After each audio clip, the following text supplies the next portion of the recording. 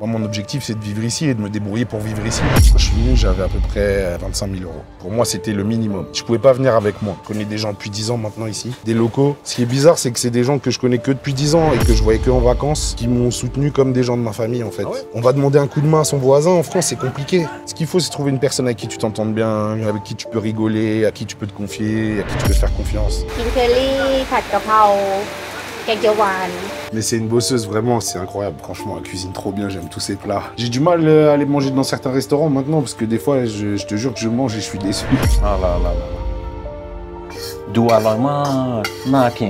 Ah, c'est qu'il y a beaucoup d'hommes qui viennent ici et qui voient toutes les Thaïlandaises comme des filles faciles, des filles qu'on peut payer pour avoir des moments avec elles, alors que c'est pas le cas. Il y a des Thaïlandaises qui travaillent au Seven, il y a des Thaïlandaises tout à fait normales. Et il y en a qui te disent « Ah, les Français, je vous aime pas !» parce qu'elles sont tombées sur un ex qui était français, qui était un peu méchant, ou qui, tu vois, les histoires d'amour, ça se finit pas bien. Le truc, c'est que quand tu dois faire des démarches administratives, c'est compliqué. Le gouvernement thaïlandais, il est pas facile avec les étrangers qui veulent investir ici. C'est énorme, j'ai payé 150 € aller-retour, Paris-Bangkok, Bangkok-Paris. Là, il y a le Lady Boxing, donc là, il y a des bars à filles tout le tour. Et tous les samedis soirs, au milieu, il y a un ring, et tous les samedis soirs, il y a des combats gratuits. Ah, tu peux trouver le même shop à 150 000 bahts, et tu peux trouver le même à 1 million de bahts. Pour moi, il y a des cons, et ils viennent de partout. Il n'y a pas d'origine, ou de religion, ou de lieu prédit pour être un con. Mais en tout cas, en région parisienne, c'est compliqué. Les gens, ils sont aigris beaucoup. Il n'y a aucune solidarité, il n'y a aucune sécurité. Les femmes et tout, elles se sentent pas en sécurité en France. Et vu que je voulais venir ici vraiment sur du long terme, le but c'était de vraiment jamais rentrer en France. En tout cas pas rentrer en France parce que mon business n'a pas marché. Si un jour j'ai vraiment une maladie de malade et que je peux pas vraiment me soigner ici, je rentrerai peut-être en France. Mais c'est pas l'objectif. Sabri Thai, en direct de Thaïlande, je suis à Koh Samui et aujourd'hui je vais rencontrer Fred. Si l'expatriation ou l'installation en Thaïlande vous intéresse, n'hésitez pas à télécharger mon guide sur l'expatriation en Thaïlande. Il y a plein d'informations utiles sur les visas, les assurances, le logement, les opportunités d'emploi. Il y a plus de 110 pages de valeur. Vous pouvez le télécharger gratuitement, le lien est dans la description. Salut Fred. Salut Sabri. Ravi de te rencontrer. Bah, de même.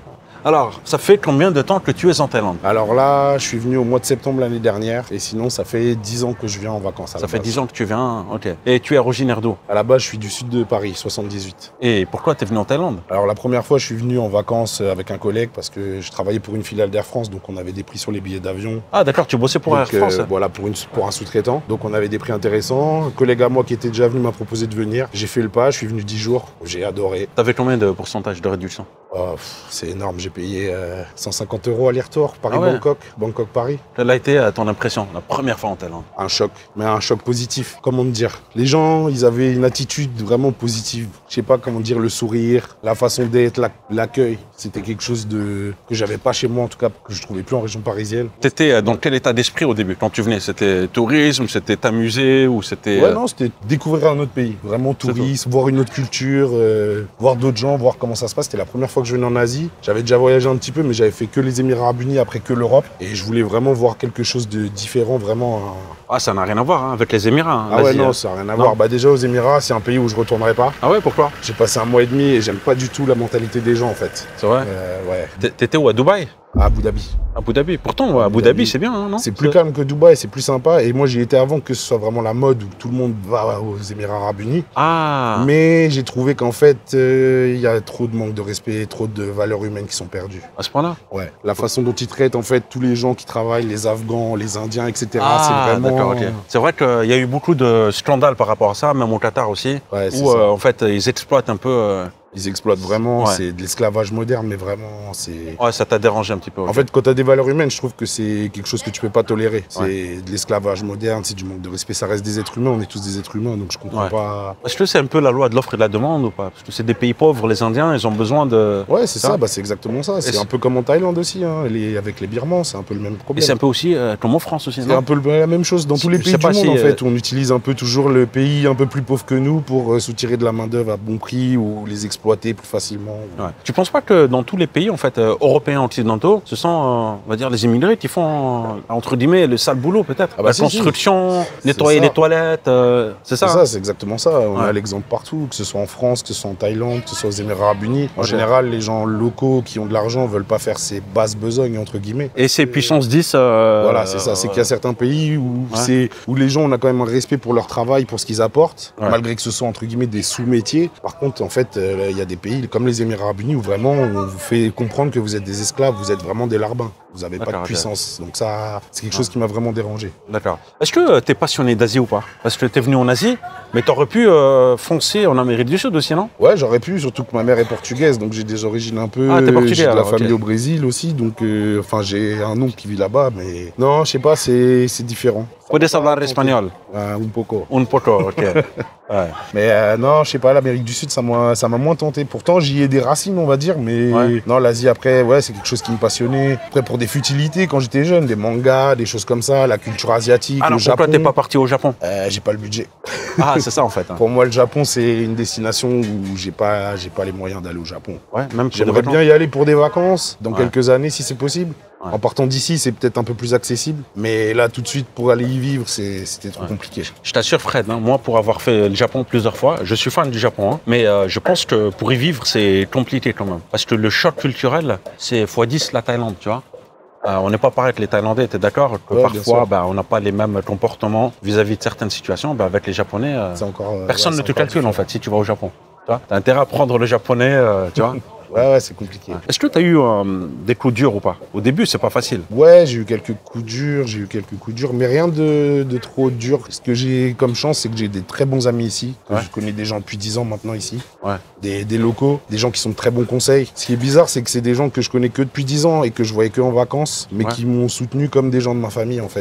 À certains moments, ne serait-ce que pour les conseils dans l'investissement de mon shop, sur des façons de faire, de procéder sur certains trucs, ou des moments où j'étais pas trop bien, parce que voilà, t'es à l'étranger, ta famille peut te manquer, tes amis peuvent te manquer, à un moment t'as envie de parler ta langue aussi, ou je sais pas, ou de confier certaines choses, ou que les gens te comprennent, mais avec la barrière de la langue, forcément, tout le monde te comprend pas ou comprend pas vraiment le fond de ta pensée. Et donc j'ai eu du soutien de la part de ces amis-là, vraiment. En fait, je me rends compte que toi, t'es vraiment axé sur entretenir des relations avec les locaux. Et ça, c'est une force, moi, je trouve. Après, en fait, déjà, j'aime ce côté communautaire. J'aime le fait qu'en fait, écoute, on va faire un anniversaire, on va tous aller filer un petit coup de main pour l'anniversaire de notre ami, on va tous apporter un petit truc à manger, ou on va tous essayer d'apporter sa petite pierre à l'édifice s'il fait son anniversaire dans son bar, dans son restaurant ou autre. Et j'aime ce soutien, et des fois, c'est des petites choses qu'on n'a plus en France, qu'on retrouve plus en fait exactement en France. On va demander un coup de main à son voisin, en France, c'est compliqué. Les relations de voisinage sont super compliquées. Ici, je vais demander des coups de main à mon voisin, il n'y a pas de problème. Des tailles, hein. Ouais, des tailles, beaucoup de tailles. Et pourquoi pas des Français? Après, il y a des Français qui sont très bien aussi ici, mais les Français, ici, il y a deux catégories de Français, comme je te disais tout à l'heure un peu off. Alors, répète, tu m'as fait rire. T'as des Français, en fait, qui sont là pour faire leur vie, tout simplement, comme on va dire, comme moi, qui essaient juste de vivre et de faire leur vie, d'être heureux. Et t'en as d'autres qui sont là pour marcher sur la tronche des autres, qui sont là pour niquer les autres, tout simplement. Ça, c'est dommage, hein, je trouve. Hein, c'est vraiment dommage, en fait. Moi, si je suis venu ici, j'ai essayé de laisser le côté négatif de ce que j'aime pas en France et de pas l'apporter ici, pour pouvoir me reconstruire et partir sur des bases bonnes, des bases saines. Et je comprends pas, en fait, les gens qui viennent de France, mais qu'importe cette mentalité négative et qui l'emmènent ici et qui essayent de la redévelopper ici. Alors qu'en fait, ici, si tu restes sur du positif, en tout cas pour moi, c'est que mon point de vue personnel, mais si tu restes axé sur des choses positives, le positif, il va venir de lui-même. C'est comme ça. Après, c'est un peu une philosophie de bouddhiste, mais en fait, le positif entraîne le positif. C'est peut-être ta vision qui est comme ça, ta façon de penser, ta philosophie, comme tu as dit. C'est ça. Mais moi, je trouve que c'est malheureux parce que dans toutes les interviews, 95%, je pose la question suivante, est-ce qu'il y a une solidarité entre francophones? On me dit non. Il y en a une, mais elle est vraiment infime, quoi. Faut faire vraiment le tri. Il y a un gros tri à faire. En fait, on n'accepte pas la concurrence, en fait, ou c'est quoi? Je sais pas vraiment. C'est comme, tu sais, dans beaucoup de tes vidéos, j'ai vu, il y a beaucoup de gens qui disent « Oui, ne venez pas vous installer en Thaïlande, nana. » Mais ça fait 20 ans que vous y vivez. Pourquoi vous me dites, pourquoi vous n'êtes pas rentré en France si vraiment vous me déconseillez de venir m'installer en Thaïlande?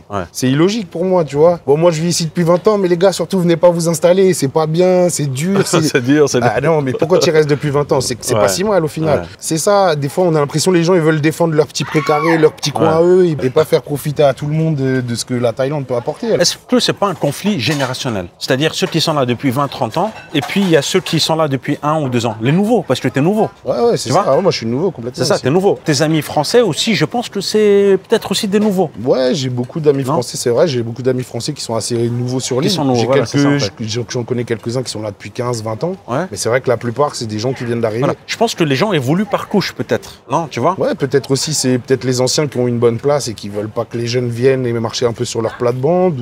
Ou après, c'est comme ça. Peut-être qu'ils se disent qu'il n'y a pas assez de place pour tout le monde. Mais en fait, si on bosse tous en harmonie, il y a de la place pour tout le monde. Ouais, parce que peut-être que l'île est petite aussi, non? Il n'y a pas assez de...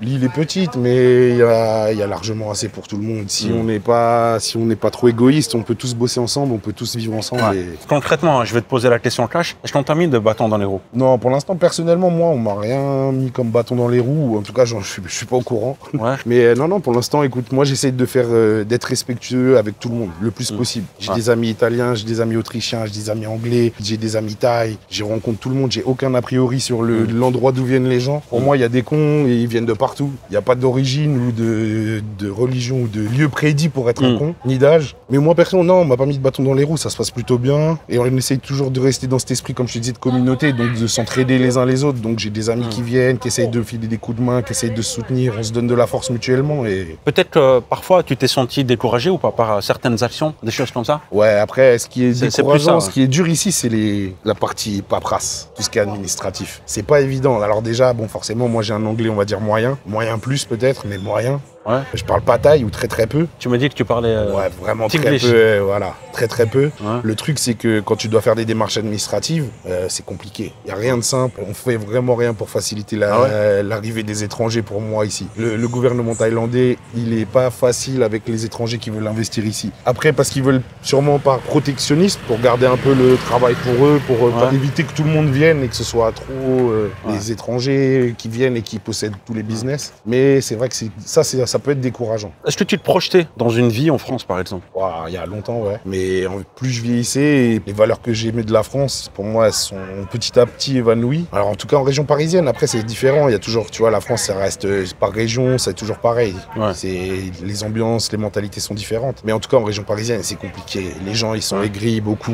Comment dire, il n'y a aucune solidarité, il n'y a aucune sécurité. Les gens, les femmes et tout, elles se sentent pas en sécurité en France. C'est-à-dire qu'aujourd'hui, en fait, tu t'inquiètes même pour tes frères, tes sœurs. Ah oui, clairement, tu peux pas laisser ta sœur, ta femme, ta fille se balader en plein Paris ou quoi, tranquille. Enfin, tu peux pas être serein si elle est seule, même si elles sont 2 filles, ça reste compliqué. Et tout ça, c'est pas bien. En Thaïlande, on a des filles qui se baladent en maillot de bain à 4h du matin et elles sont pas agressées tous les jours. Ah bon, en maillot de bain, carrément? Ouais, quand elles rentrent du boulot. Surtout ici, non? Ouais, surtout ici, ouais, ça peut arriver ici. Mais voilà, elles sont en petite tenue ou en tenue légère et elles ne se font pas agresser pour autant. Ouais. Donc voilà, il y a un moment, c'est en fait, on a perdu des valeurs et toutes ces valeurs qu'on a perdues en France, en fait, ont fait que ça m'a poussé à partir. Mais tu sais, moi, j'entends parfois certaines personnes dire ils quittent le pays, mais tu es lâche, vas-y, mais surtout ne reviens pas te faire soigner, c'est un problème. Pourquoi quitter le navire au lieu de rester et de lutter? Parce que j'ai lutté un peu étant jeune, j'ai fait quelques manifs, j'ai essayé quelques trucs à mon hauteur, parce que je reste qu'un citoyen lambda. Hein, donc, T'étais militant avant? Ouais, un petit peu, alors très léger, j'ai fait 2 ou 3 manifestations, j'ai essayé de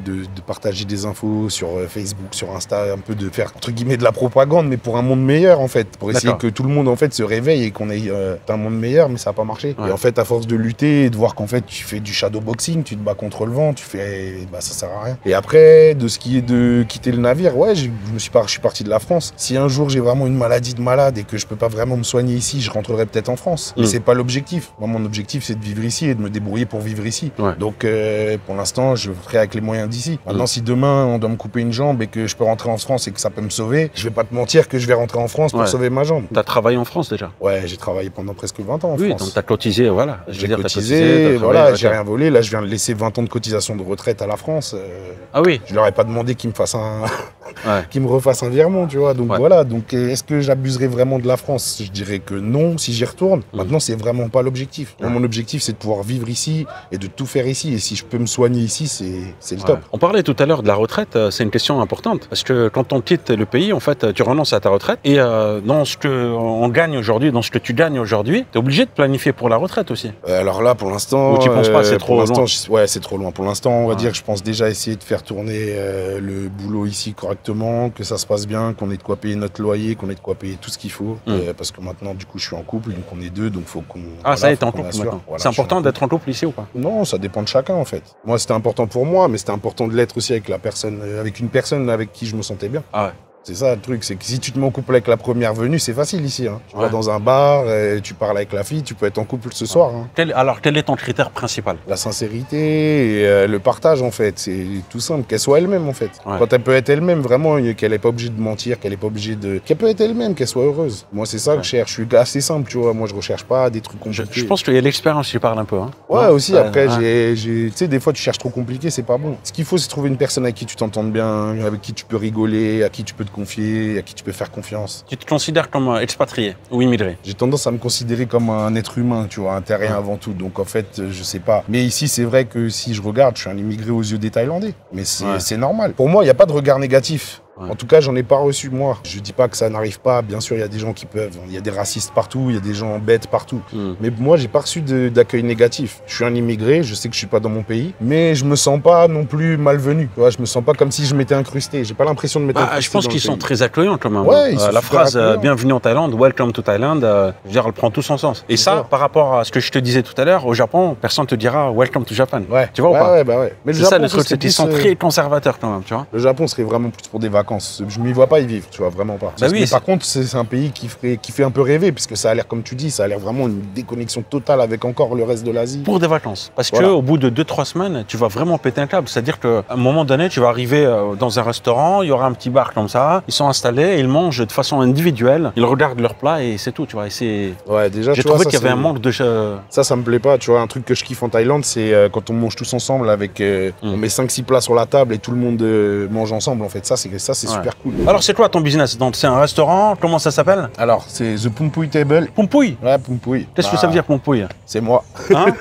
C'est les rondeurs, c'est Pumpuy, c'est Pumpuy, costaud. quand on a un peu de rondeur, les Thaïlandaises ont l'habitude de dire, voilà, Pumpuy. C'est ça. Chubby, c'est-à-dire un peu rondelet, c'est ça? C'est ça. Ok. Pumpuy, c'est pas mal, ça. Moi, mon surnom en anglais, quand tu traduis, c'est Fatih, tu vois. C'est pas super agréable, mais c'est mignon en Fatih, thaïlandais. ils disent? Ah ouais? En anglais, c'est ça. Okay. C'est la traduction, quand tu vas sur Google Trad de Pumpuy, c'est Fatih. Fatih, alors, est-ce qu'on peut visiter Avec Pumpuy? plaisir. Donc voilà, donc là, le resto, ça fait 2 mois que je l'ai récupéré, 1 mois et demi. Ouais. Donc là, on a l'ensemble, en fait. Ouais. Donc on a encore des travaux à faire. Là, pour l'instant, c'est 2 unités. Ouais, c'est pas mal. Mais on va faire une ouverture derrière pour faire un truc plein. Après, on a toute la terrasse aussi qui est là. En plus, attends, on oublie de parler de ça, mais tu as une superbe localisation là en fait. Hein. Bah, donc là, on est à la Maille en fait, la Maille Beach. Donc là, il y a le Lady Boxing. Donc là, il y a des bars à filles tout le tour. Et tous les samedis soirs, au milieu, il y a un ring. Et tous les samedis soirs, il y a des combats gratuits. Il faut juste acheter une consommation. Chaque bar, en fait, vous prenez une consommation dans un bar et vous pouvez profiter. Il y a 6 ou 7 combats tous les samedis soirs. Alors tu prends une conso et ensuite tu montes sur le ring.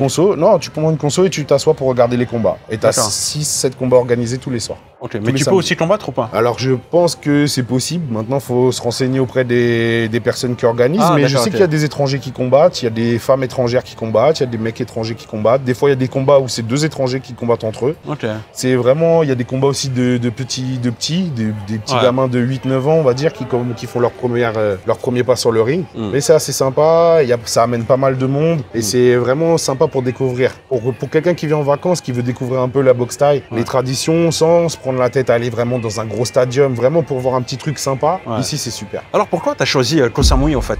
Pour le calme. Parce qu'il y avait aussi Chiang Mai, ça t'intéressait pas? Non, Phuket, Koh Chang. Après, c'était plus les îles déjà. Après, Koh Samui, c'est là où je suis venu la première fois. J'ai eu un coup de cœur direct. Donc, c'est une destination paradisiaque. Hein. Ouais, c'est ça. C'est vraiment. Bah après, quand tu habites à Paris, sud de Paris, quand tu viens ici, tu as la mer, tu as le climat, les cocotiers, les palmiers. Enfin, c'est incroyable. Tu as la montagne, tu as les cascades.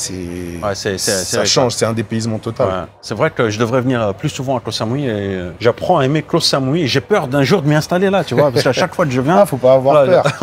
Faut pas avoir peur. Parce que j'aime beaucoup Bangkok aussi. Ouais, tu sais que t'aimes bien Bangkok. Moi, je sais que c'est la grande ville.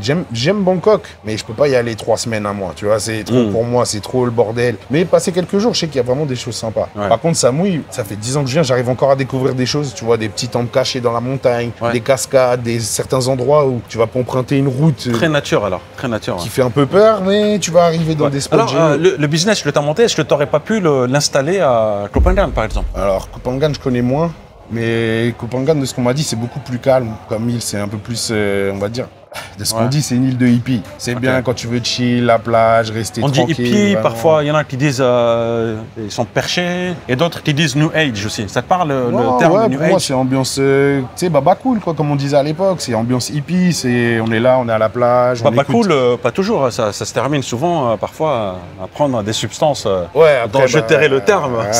Après, c'est ce qu'il y a à Koh Phangan, c'est qu'il y a trop les grosses parties, c'est ça. T'as la full moon party, la half moon, la black moon. Les gens, ils vont beaucoup là-bas pour les gros stuff. Donc, qui dit gros stuff dit prise de produits.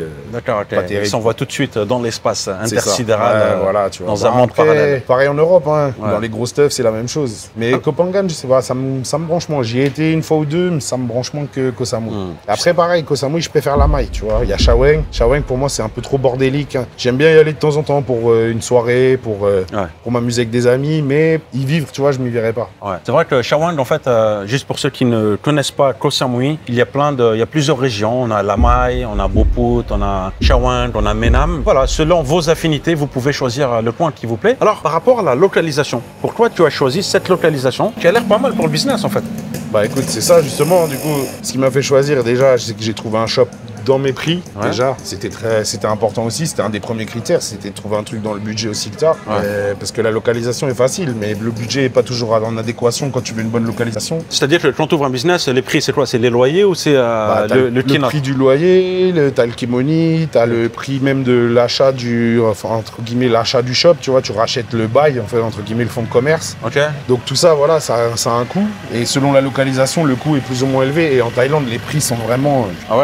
tu peux trouver le même shop à 150 000 bahts et tu peux trouver le même à 1 million de bahts. Tu vois, c'est complètement. Chacun fait son prix en fait. Il n'y a pas un marché un peu stable avec un prix moyen. C'est vraiment chacun fait à sa sauce. Est-ce qu'ils exagèrent un peu ou pas pour les kimonis? Certains, franchement, il y a certains trucs.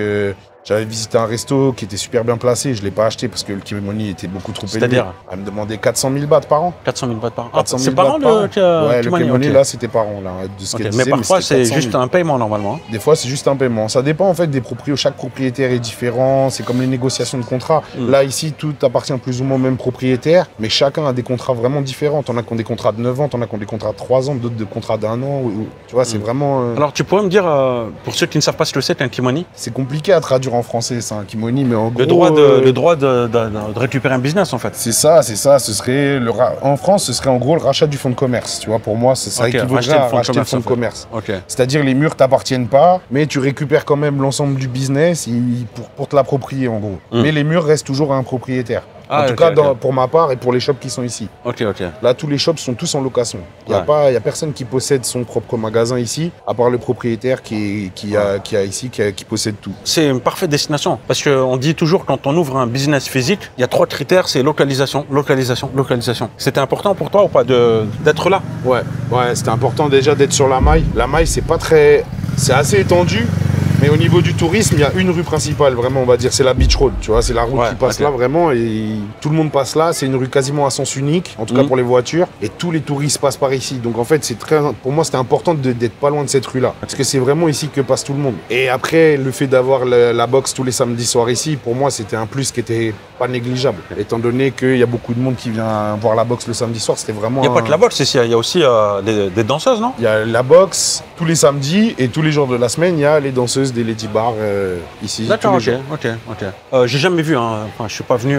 J'ai dû passer peut-être percevoir au loin, mais Non, si on reste assez longtemps ce soir. Ouais, elles vont pas tarder. Ouais. Put Thai Thai, mais. Oh, non, pas du Alors, tout. est-ce que c'est important quand même de parler le thaï? Ça, je la pose cette question systématiquement. Pour toi, est-ce que c'est important ou pas? Pour moi, c'est un confort. C'est clairement un confort. C'est pas vital. Si on a un bon anglais, si on est assez débrouillard, ça peut aller. Mais c'est quand même important de connaître quelques mots déjà. Et même après, pour tout ce qui est paperasse, comme je te disais ou autre, ça peut t'apporter des facilités. Est-ce que c'est un manque de respect de ne pas parler thaï? Imagine la situation suivante, la situation inversée. Tu as un immigré qui arrive en France, tu passes 1 an, 2 ans, et tu parles toujours dans sa langue. Comment le français lambda considérait cette personne? Et retourne la situation maintenant en Thaïlande, tu vois? Ouais, je pense que le français lambda, il le prendrait mal. Très très mal, je pense. Je pense qu'il le prendrait mal. Pourquoi tu parles ta langue, apprends le français, ça fait 6 mois, 9 mois. On le voit même avec certains joueurs de foot. Le français, il va même pas faire l'effort de vouloir essayer de te comprendre aussi, c'est ça le truc. Alors que le thaïlandais, si tu parles anglais, il va essayer aussi quand même de parler anglais, même s'il a un anglais moyen. Et même si tu parles thaï, il te répond en anglais parfois. Ouais, ils essayent, tu vois. Alors que le français va pas essayer. Je pense que le français va pas faire l'effort d'essayer de comprendre l'immigré. Au bout d'1 an ou 2 ans, il va se dire, écoute, tu parles pas ma langue, laisse tomber. Je parle pas avec toi. Ouais, c'est clair. Mais c'est une mentalité, tu vois, manque d'ouverture d'esprit. Pour moi, la connerie à la française un peu. Ouais. Donc il faut, pour toi, faire l'effort un peu de maîtriser quelques mots de thaï peut-être. Ouais, voilà. Après, si tu as déjà les bases comme dire bonjour, merci, juste la politesse, les bases de politesse, tu vois, ça suffit largement pour moi. Tu sais que, en ce qui me concerne personnellement, j'ai réussi parfois à désamorcer des situations avec l'humour. Tu vois, si tu connais des phrases un peu marrantes, tu sais que ça va faire rire les Thaïlandais, eh bien, tu vois qu'en face, ils réagissent, tu vois, ils réagissent avec humour, ils rigolent, et ça peut déclencher un gros problème. Alors que ce soit avec la police ou que ce soit avec l'immigration, tu vois, il n'y a pas besoin de devenir bilingue en Thaï. Il n'y a pas besoin, c'est comme je te dis, c'est un confort. Ça peut être un confort parce que si tu veux vraiment parler de choses, entre guillemets, un peu profondes ou plus sérieuses, il y a des barrières. Voilà, les Thaïlandais, ils n'ont pas tous un niveau d'anglais excellent, même s'il y en a qui parlent très bien anglais, mieux que moi, mais... On va dire de manière générale, ils ont un niveau moyen. Donc forcément, tu peux pas aller dans la profondeur de certains sujets ou sortir certains mots un peu complexes, ils vont pas les comprendre. Donc c'est vrai que si tu parles leur langue, bah oui, là tu vas pouvoir aller sur des terrains et discuter et faire comprendre des choses. Mais après, comme tu dis, avec l'humour, tu peux faire tout passer, même en français. Le tout, c'est d'être, je pense, il faut rester positif, souriant, respectueux. Ici, c'est la base en fait pour moi. Que répondent les Thaïlandais lorsque tu leur dis que tu es français? Français. 47, ils en pensent quoi? Ils aiment bien? Est-ce qu'on a une bonne réputation ou pas? C'est 50-50. Alors, c'est pareil. C'est-à-dire? C'est 50-50. Bah, moi, tu vois, je connais pas mal de filles de bar, tu vois, de Lady Bar, parce que j'ai des potes. J'ai une très bonne amie à moi qui est patronne, donc je vais souvent jouer au billard dans son bar et je discute avec les filles. Ton amie est Mama-san? Voilà. De façon respectueuse, tu vois, je discute avec toutes les filles. Et il y en a qui te disent, ah, les Français, je vous aime pas, parce qu'elles sont tombées sur un ex qui était français, qui était un peu méchant, ou qui, tu vois, les histoires d'amour, ça se finit pas bien. Donc, elle met dans un sac. Après, t'as les nanas qui ont bossé à Pattaya ou à Phuket. Elles ont une autre vision encore des Français, parce qu'elles ont une vision des Français qui ont été un peu les branleurs, on va dire, de cité, qui viennent, qui foutent le dawa, Ça, elles ont une mauvaise vision, mais après, elles connaissent plein de Français qui sont hyper gentils, qui sont hyper respectueux, qui sont tranquilles, donc c'est 50-50. Donc il n'y a pas d'étiquette, en fait, c'est toi et ta chance. Non, c'est toi, c'est pas toi et ta chance, c'est toi et ton attitude. Mais tu peux aussi dire que tu viens de Suisse, ça marche bien. Ouais, moi je dis je viens du Portugal, moi. Portugal, from Portugal. Portugal. Ronaldo. Exactement, tu leur dis Ronaldo, ça passe, en général, tu vois, ça reste pareil, on revient sur du 50-50, t'as la moitié elles aiment bien et l'autre moitié elles aiment Messi. Mais sinon tu dis, ah oui. Bah oui, c'est ça. Oh non, d'accord. En fait, il n'y a jamais c'est l'éternel. Pour moi, je pense qu'il n'y a pas de jugement fixé en fait par d'où tu viens, ça dépend de ton attitude ici. Si ici t'es respectueux, tu vois, tu te comportes bien avec les gens et tu parles de façon respectueuse, etc. Pour moi, il n'y a pas d'étiquette, les gens ils vont te voir comme tu es en fait. Alors vous communiquez quelle langue avec ta copine? Eh ben, on parle anglais. Elle a pas essayé d'apprendre un peu le thaï ou... Si, elle m'apprend quelques mots, elle essaye. Après, le problème, c'est que moi, j'ai pas une mémoire de fou furieux, donc c'est compliqué. Mais si, elle essaye, j'apprends un petit peu tous les jours. Et t'as quitté la France, t'es venu avec un budget de combien? Alors moi, je suis venu, j'avais à peu près 25 000 euros. Et c'était pour toi à l'aise ou pas? Ou c'était risqué quand même? Pour moi, c'était le minimum. Le minimum. Pour moi, c'était le minimum. Je pouvais pas venir avec moi. Dans ce que j'avais, entre guillemets, projeté de faire, de ce que je voulais faire, essayer de faire ici. Et vu que je voulais venir ici vraiment sur du long terme, le but, c'était de vraiment jamais rentrer en France. En tout cas, pas rentrer en France parce que mon business n'a pas marché. De rentrer en France un jour si je veux aller voir ma famille ou autre, de façon comme ça. Mais pas de rentrer parce que j'ai coulé, parce que j'ai plus d'argent ou autre. Mais pour moi, c'est le minimum. Parce que je connais un peu de monde ici et parce que j'ai pu prendre le temps de visiter visiter plusieurs endroits avant d'acheter, avant d'investir, ce qui n'est pas donné à tout le monde aussi. Il y a des gens qui viennent, qui ont besoin de faire rentrer de l'argent tout de suite, et s'ils font pas ça, ce qui te fait te précipiter dans l'investissement d'un business qui va pas forcément être rentable derrière ou qui va être compliqué à gérer. Avec 25 000, c'est un risque quand même ou pas? Comment tu as fait pour évaluer cette somme? C'est en observant, avec les années, à force de venir, je regardais un peu les petites annonces sur Internet, des shops, pour voir un peu les prix par rapport aux superficies, par rapport aux emplacements, combien ça pouvait valoir, etc. Ok, donc tu as bien étudié, des voyages de repérage. Ça fait vraiment 10 ans que depuis la première fois que je suis venu, je me suis dit un jour je viendrai habiter ici. Mais je savais pas quand, parce que j'avais pas le budget, ou j'avais une vie aussi, peut-être pour ma retraite ou autre, mais je viendrai vivre ici. Et avec les années, à force de venir, d'observer, et de voir aussi la situation en France se dégrader, et un jour j'ai réussi à pouvoir économiser suffisamment, réunir la somme, et donc du coup j'ai pu venir ici, tu vois. Ah d'accord, donc tu t'es dit à 25 000 je bouge. À 25 000 je bouge. Ah bon, avant tu bougeais pas? Avant je bougeais pas. C'était le minimum, tu vois, c'était le minimum. Parce que c'est smart, parce que le jour où tu atteins cette somme, tu te dis je bouge, donc tu vas tout faire pour y arriver au maximum. C'est ça, c'est ce que j'ai fait, je me suis fixé. Mais tu t'es privé quand même, non, en France? Oui et non, parce que pendant 10 ans, je suis venu quasiment tous les ans, au moins une fois par an en Thaïlande, donc je me suis pas... Alors je me privais le reste du temps en France, mais quand je venais ici, j'étais très bien. T'as estimé que tu pouvais vivre avec combien par mois? Je dirais, ouais, avec 1200, 1400 euros, tu peux vivre ici tranquillement, mais moi j'ai un style de vie très simple, tu vois, j'ai une chambre, elle est à 6500 bahts par mois, ça fait 150 euros, eau, électricité comprise, mais c'est vraiment une toute petite chambre, avec la douche, le lit, la clim, basta, y a rien. Après, j'y vais que pour dormir et prendre ma douche, donc j'ai pas besoin d'avoir une villa de luxe avec la piscine, vu que j'y passe pas de temps. T'as pas de jacuzzi? Non, j'ai pas encore. J'ai mon jet privé, mais je laisse en France. Non, mais... Ok, simplicité. Moi, après, voilà, je suis venu ici parce que moi, ce que j'aime, c'est les valeurs simples, les choses simples. J'ai pas besoin d'avoir une Ferrari, une villa de luxe pour être heureux. J'ai une petite chambre, j'ai une femme bien. J'habite en Thaïlande, tous les jours, je peux aller à la mer. Le climat est bon, je vis en t-shirt, short quasiment toute l'année. Voilà, je trouve mon plaisir et mon bonheur dans d'autres choses. Tu vois, dans des choses plus simples, on va dire. On vient pas en Thaïlande pour ça, en fait. On vient pas pour le luxe, je pense. Ça dépend, parce ici, pour moi, il y a tout. Il y a des gens qui viennent ici, ils ont de l'argent, faut voir, ils sont vraiment blindés. Ils ont des villas sur la montagne, ils ont des trains de vie de malade. Mais tant mieux, ça se trouve, la même personne ferait la même chose sur la Côte d'Azur, partir en vacances une semaine. Ici, elle peut venir à moi. C'est la différence, tu vois. Ici, tu peux multiplier ton plaisir, en fait, par 2 ou 3 avec le même budget que tu dépenserais en France, en fait. C'est ça aussi qui est bien. Ok, donc 1200 euros par mois pour toi. Pour moi, 1200 euros, tu peux vivre. Après, attention, tu vis pas dans le luxe, tu vas pas en boîte tous les jours, faut pas compter aller voir les lady bars tous les jours non plus. Faut vivre de temps en temps. De temps en temps. Non, je déconne. Quand vous êtes célibataire, c'était une blague, attention. Il n'y a pas de souci, chacun fait ce qu'il veut. Attention, moi je dis du travail à tout le monde. Voilà, c'était une petite blagounette. Non, il faut faire tourner les commerces, les petits commerces ici, il n'y a pas de problème. Mais en tout cas, c'est bonne vibe ici. Moi, c'est ça que j'aime en Thaïlande, c'est que... Voilà. Après, voilà, moi, tu vois, je suis pas fan de Bangkok parce que j'aime pas trop les grandes villes. Mais t'es pas fan de grandes villes en France aussi, tu vois. Moi, je viens du sud du 78, c'est quand même un peu plus la campagne. J'aime pas trop quand il y a trop de foule. Mais Koh Samui, pour moi, c'est le paradis. Alors, qu'est-ce que tu faisais dans la vie? Mon dernier boulot, c'était magasinier dans l'aéronautique pour un sous-traitant d'Air France. C'est-à-dire? Je gérais les stocks, la logistique, et on sert les pièces, on reçoit les commandes, on les dispatche dans les différents services. D'accord. Et quand tu es venu ici, tu t'es dit, je vais faire quoi comme business? Moi, quand je suis venu ici, je voulais faire de la restauration. Mon père, il était prof de cuisine, j'ai bossé avec lui depuis tout petit, des mariages, des machins, j'ai bossé dans un restaurant aussi. J'ai toujours aimé cuisiner, tout ça, donc c'est un peu mon truc, et je voulais faire ça ici. T'étais pas du tout restaurateur avant? Non, j'ai pas été restaurateur à mon compte. J'ai bossé dans un resto, j'ai bossé avec mon père dans la restauration, mais j'ai jamais été restaurateur. T'as pas peur de te lancer dans un challenge qui peut-être, on va dire, n'était pas ton métier initial? Non, franchement, j'ai pas peur. Après, j'ai eu la chance de tomber avec du coup, ma copine, elle a bossé dans un resto avec sa mère. Elle a bossé elle-même, elle faisait à manger pour les Thaïs, etc. Donc, elle cuisine super bien. J'ai eu de la chance aussi d'avoir, entre guillemets, de tomber sur une chef cuistot. Et moi, après, j'ai confiance en ce que je sais faire. Et le but, c'est de réussir à faire de la nourriture, mais accessible pour tout le monde. Tu vois, je veux pas faire des plats à 300 bahts. Ça m'intéresse pas. Moi, je veux que tout le monde puisse venir dans mon restaurant. Aussi bien les Birmans que les Thaïs, que les étrangers, que les touristes. C'est quelque chose de vrai local en fait. C'est ça. Ce qu'on peut percevoir là, à travers ton profil, c'est que toi, tu aimes avoir le relationnel et surtout avec les locaux. Ouais, avec tout le monde, mais avec les locaux surtout. Bah déjà, c'est eux qui habitent là, c'est leur pays, donc pour moi, ça me semble important d'être bien avec eux. Et après, moi, non, j'ai de problème en fait avec personne. Moi, j'aime bien le relationnel avec tout le monde. C'est ça qui est génial ici, c'est que tu fais des rencontres à Koh Samui surtout. Il y a beaucoup de touristes, donc tu vas rencontrer des Italiens, des Anglais, des Allemands, des Hollandais, enfin des Américains, des mecs de tout.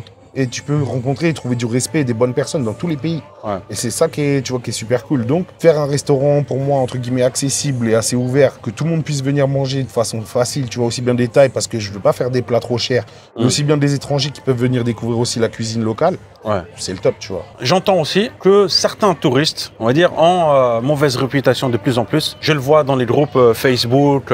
Est-ce que ça te parle? T'as entendu quelque chose ou pas?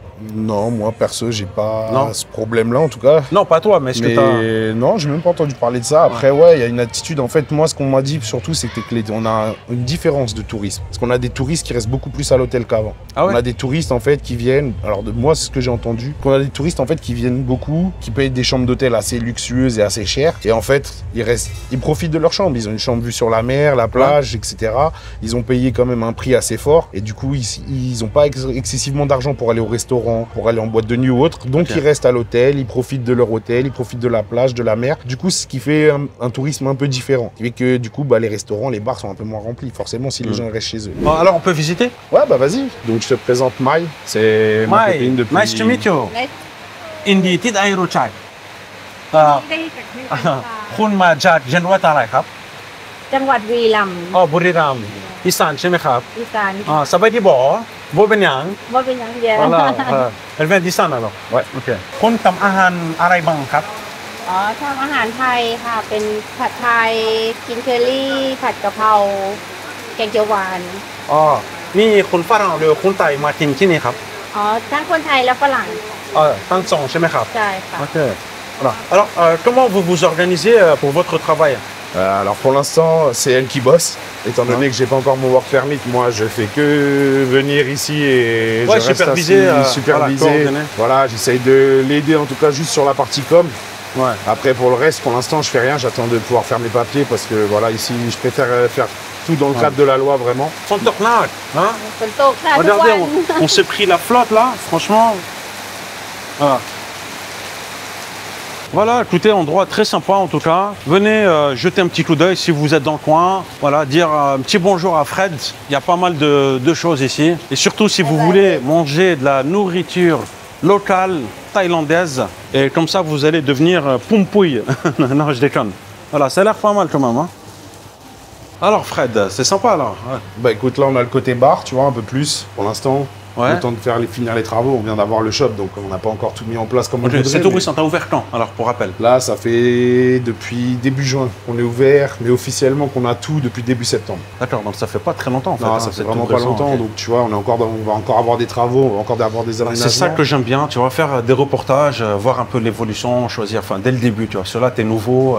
Ouais, c'est ça, bah là on vient juste d'arriver, on a encore plein de travaux à faire. Le truc c'est qu'on fait tout petit à petit, parce que ici le premier conseil qu'on m'a donné c'est de prendre mon temps. Ouais. De prendre le temps surtout parce qu'en fait pour les prix, pour tout ce que tu vas démarcher, que ce soit des travaux, de l'affichage ou autre, tu peux trouver toutes sortes de prix, donc il faut prendre son temps, aller bien se renseigner à gauche à droite, faire des devis, etc.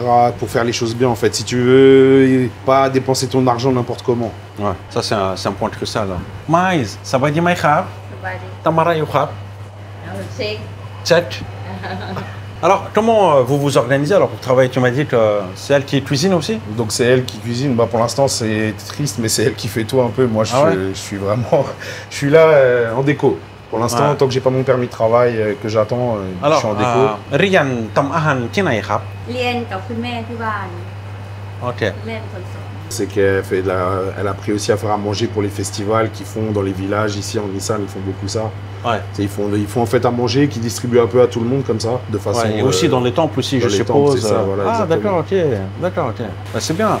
Comme ça, vous viendrez voir Mai, vous viendrez goûter à sa meilleure cuisine. Voilà, Mai qui est en train de cuisiner. ทำอาหารอะไรครับ ข้าวผัดค่ะ ข้าวผัดค่ะข้าวผัดไข่ใช่ไหมครับ ใช่ข้าวผัดไข่ Voilà, elle est en train de faire un khao pad aux œufs.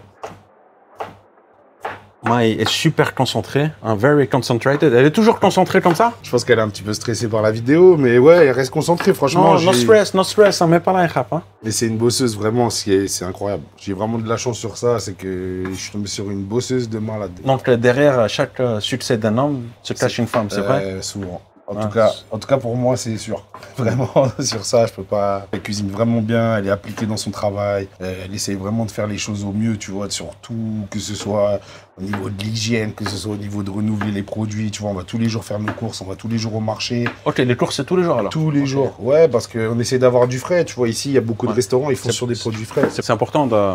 En Thaïlande, pour moi, c'est important parce que tu as beaucoup de restaurants qui proposent des produits frais. Donc, si tu viens avec du surgelé, toi, comment tu peux faire la différence déjà? Tu vois, le surgelé, ça reste des produits qui sont quand même de moins bonne qualité, où ça, tu perds en goût, tu perds en saveur, en texture ou autre. Si tu bosses avec du surgelé, c'est compliqué. Donc, on va au marché. En plus, c'est sympa, tu vois, on est à nos petites habitudes. On se lève le matin, on passe au marché, après, on vient, on ouvre le shop. C'est plutôt agréable. Quel est ton plat préféré? Quel te prépare? Ah, franchement, elle cuisine trop bien, j'aime tous ses plats. Ah ouais? Je te dirais le fried rice, elle le fait vraiment bien. Fried rice. Oh. Mais le pad thai, il est incroyable. Moi, j'aime bien, j'adore son lap mou. Lap mou, c'est c'est vraiment bon. Alors, malheureusement, c'est pas pour ceux qui mangent pas de porc, mais c'est vraiment bon. Elle fait le samtam aussi? Ouais, samtam, tom papaya yam. salade, elle fait? Ouais, tom yam, samtam. Elle fait tout ce qui est thaï. C'est excellent. J'ai du mal à aller manger dans certains restaurants maintenant parce que des fois, je te jure que je mange et je suis déçu. Ah ouais? Ouais, je me dis, elle fait mieux. Ah, elle a mis la barre trop haute alors. Sur certains trucs, oui. Pas sur tout, mais sur certains plats. Après, est-ce que je suis amoureux ou est-ce que je suis... tu vois? Est-ce que j'ai une vision... mais non, mais tu sais faire la différence entre l'amour et ton estomac. Mais j'arrive quand même à faire la différence et à apprécier un peu la cuisine. Et franchement, non, elle cuisine bien. Je dis pas ça parce que c'est ma chérie ou mon restaurant. J'ai vraiment eu de la chance de tomber sur une cuisinière. Alors les amis, on va faire une dégustation. Je vais vous dire et puis voilà, venez goûter ce que Mai vous a préparé. Ah là là, ça a l'air vraiment bon quand même. Hein.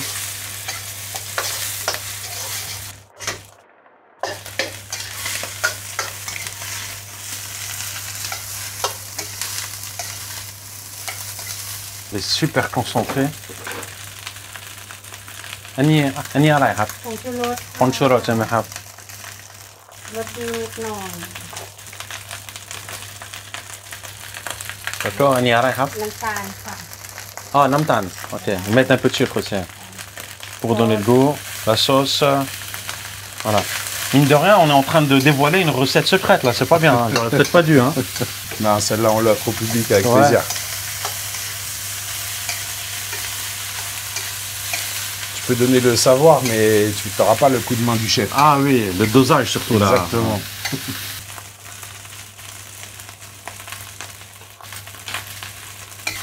Ok.